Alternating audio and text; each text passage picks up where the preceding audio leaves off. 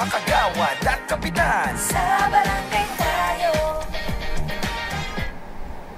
Welcome back mga kabarangay at nandito na nga po tayo sa atin pong second segment, pero bago po natin umpisahan ang ating talakayan, mag-aabot lamang po tayo ng ating pong pagbati.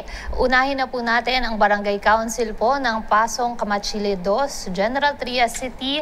Hello po kay Consi Cap Joey Sinsay Karampot, kay Consi Vice Jojo Garcia, Konsehal Lester Brolagda, Konsi Efren Barquilla, Sec Baye Madlang Bayan, kay Tres Missy Ann Musmos, Admin Jimmy Karampot, Alpha Chief Ryan Sinsay, pati po ang kanila pong mga BHW at BNS ng Barangay Health Station Pasong Kamachile 2, kasama po ang kanilang barangay nurse, Tay Javier. Binabati rin po namin si Kagawad Nico Juan Makapinlak at Sangguniang Barangay ng Tanawan, Bustos, Bulacan. Kay Kapitan Raymond Pogi Perez, Kagawad Jan Nico Makapinlak, Kagawad Mary Rose Ramos, Kagawad Hilarion De Leon Jr., Kagawad Jeffrey Lopez, Kagawad Maria Fez Santos, Kagawad Ann Dayan Rose Juan, at Kagawad Edna Valera. Hello rin po kay SK Federation Chairman Mel Ryan Yani Juan, Tres Mary Ann Salao, Secretary Joan Villanueva. Hello rin po kay Punong Barangay Jose Nino S. Zamora II ng Barangay Ubaliw, Pulangi, Albay, at kay Kagawad Ramir B. Lazarte ng Barangay Lutoban, Zamboanguita, Negros Oriental. Gayon din po kay Kagawad Richie S. Labon at sa punong barangay ng Barangay Dargay ng Suralan North, Cotabato, kung saan binabati po namin ito ng congratulations sa Hall of Fame 3 years straight sa Seal of Good Local Governance for Barangay Cleanest and Greenest Barangay. Ayan. Hello din po kay Cecilia Villaflor Vido, ang punong barangay and council ng Barangay Salvacion Santo Tomas, Davao del Norte. Yes po, at ang atin pong programa ay nais rin po mag-abot ng atin pong pakikiramay.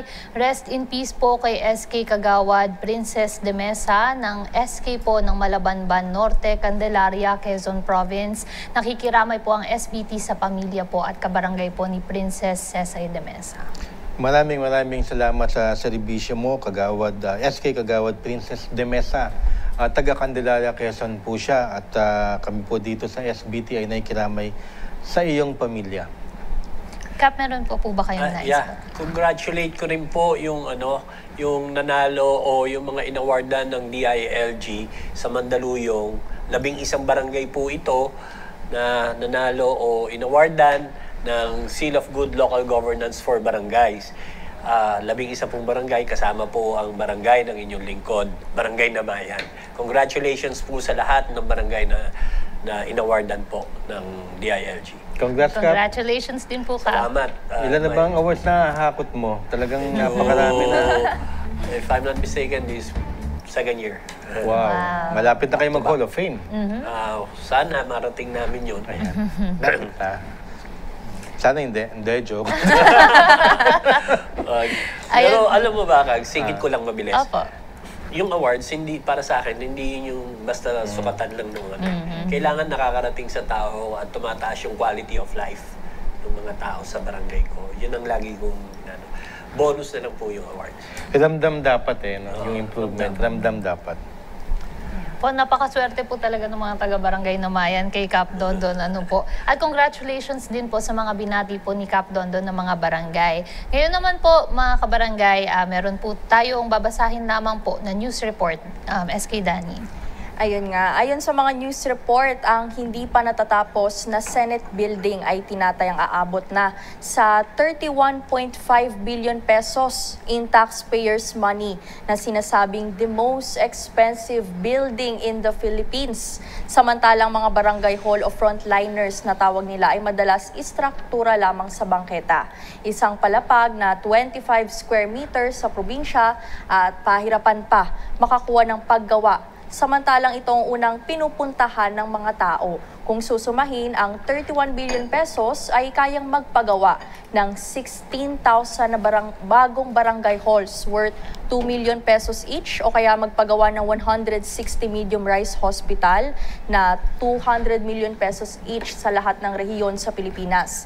Isang palaisipan na ang isang building ay 130 million Filipinos ang nagbabayad para makaupo ang 24 na senador.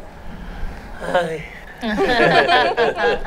Alam nyo, nag-viral yan, nag-trending yan. At maraming ang nalulungkot. Of course, talagang nakakalungkot, hindi magandang balita yan. Kasi the Senate started off, ang kanilang aim 7 to 8 billion lamang yung building. That was 2022 na unang inumpisahan yan. Ngayon, nag-balloon up to 31.5. Kanina, pinapanood ko yung press conference ni Senator Chis Escudero. Sabi niya, hanggang 31 lang daw kami, 31 billion. Tapos na. Kaso, ang report, 31.5 na, hindi pa tapos. So, magbaballoon pa yan. Ang nakakalugmok nga din kung i-divide mo siya sa bawat senador, almost 1.8 billion per senator. Sa 24 uupo. Sa 1.8 billion na yun, tigit-tigis ang building sa Makati. So sana pala binigyan na lang ng taxpayers ng tigit-tigis ang building ang mga senador sa Makati at doon na sila mag-session. Kaya hindi natin, well, mahirap kasi magsalita, pero napaka ostentatious dapat ang mga politiko at dapat ang mga nakaupo, lalo na kung mas mataas, dapat mas humble ang iyong opisina dahil ang pera dapat gumagapang yan sa tao, hindi sa ilan. Ayun lang ang masasabi namin dyan. Kap Dondon kayo po. Tama naman. Isipin nyo para siyang sa sa Bangketa. daycare, nagse-session. Opo. Hindi talaga niya, tapos nasa gilid sila, obstruction pa nga yung barangay hall eh. Naawa ako pag ganun. Kasi, merong ganyan, 31. Hindi pa kasama yung laman yan, Kags Butch. Maniwala ka sa akin. Yung building pa lang yung billion na pinag-uusapan natin. Ano pa yung ilalaman doon? Diba? Yes, yung sabi nga nila, ang mas mahal daw yung finishing Wala pa yung finishing. Wala pa. Tapos ayan, makikita niyo sa screens ninyo kung ano yung mga halos nilalaman niya at imported daw. So, ayaw magsita. ito lang sabihin ko Yung kapitan na dinalaw natin sa Manila, sa Tondo. Opo, sa Tondo. Dapat ipapakita natin yung kanyang barangay kasi nga nasa bangketa lamang at yung session nila halos nasa kalsada. Pero alam nyo, sinabihan niya tayo na huwag niya na ipakita kasi nahihiya ako at baka ako naman ang paginitan. Tignan niyo naman yung attitude na yun, nahihiya pa. Ibig sabihin, napakabait naman masyado para mahihiya ka pa na hingiin ang para sa constituents nyo. Pero ito nga na 31.5 billion natataas pa, walang nahihiya. Saka Diretso pa rin. Marami pang yan, Kags Butch, na sa iba't ibang probinsya, barong-barong ang barangay hall. Nakakaawa. Kap, bilang kayo din po ay nagpapagawa din po ng barangay hall at the moment po. Bilang kaalaman lamang din po sa ating mga kabarangay, paano po ba at saan po ba nakakakuha ng budget para dyan? Okay. Una muna, siyempre kailangan may full support ang local government sa barangay. Kasi kung barangay lang, SK hindi kakayanin Opo. Kasi masyadong mahal na ngayon ang materyales. Tapos depende do sa gaano kalaki, yan. Ang punto, mas maganda ang relasyon nyo sa congressman o sa mayor, mas maigi para sa barangay. Pero meron pang ibang pamamaraan para makakuha ka. Like for example, yung local government support fund. Yung unang building na natayo sa amin ay from the local government support fund. Sinulatan namin ng DBM, nagbigay sila ng an amount of money para maipatayo. Pero sila kumuha ng kontratista and everything. Ganun po yung sa amin. awa ng Diyos, kahit papaano nakapagpatayo ng kahit maliit lamang na barangay. Pero sinuportahan ngayon ng local government unit namin, headed by Mayor Amenchi and Mayor Ben. So at least napalaki namin at magiging one-stop shop ito ng aming barangay.